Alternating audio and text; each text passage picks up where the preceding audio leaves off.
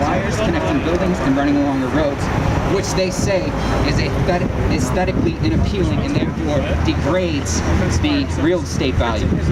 So these assholes themselves say that things like having 1 million satellites, you know, attached to the side of buildings.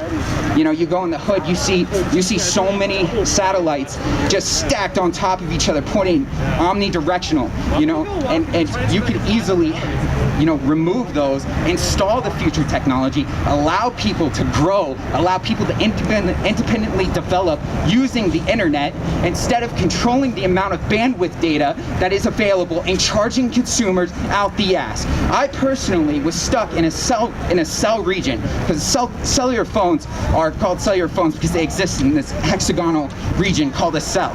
So if you exist, and these cells are all across the United States, so if you exist in a cell that is going to be limited by the amount of connectivity of which they're going to provide you, then you're going to get extorted. The extortion amount can cost me, I got a bill personally for $1,400 for just exceeding my bandwidth usage. Now, bandwidth usage is simply a matter of broadcasting a binary signal from a cell tower to your phone. That costs absolutely nothing. So, I digress. Why are we paying so much money? Code should be free! That's right, and net neutrality is what we're talking about. And so my data belongs to me. Things like YouTube are going to cost money. So how do you get something free, something powerful, to cost money? This is how they do it. Net neutrality is going to get removed. Is obviously what I see the trends going in the market. The amount of investment in writing the new code for the digital signal transfer from the cell towers, which they claim is 5G. They use the term LTE, long-term evolution. It's an evolution of nothing.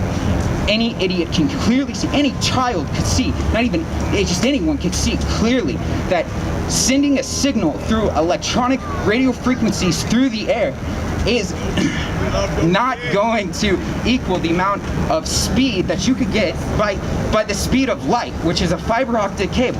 It's very cheap, it's plastic. The first cable that expanded that connected the communication of the world was a fiber optic cable that went under the ocean. So there you have it.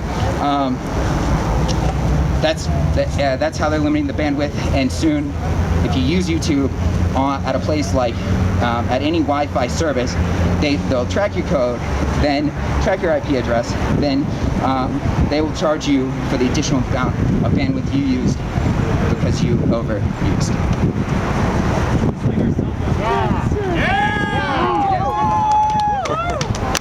Yeah. Thanks, man. I got cards, videos. Pass that shit out!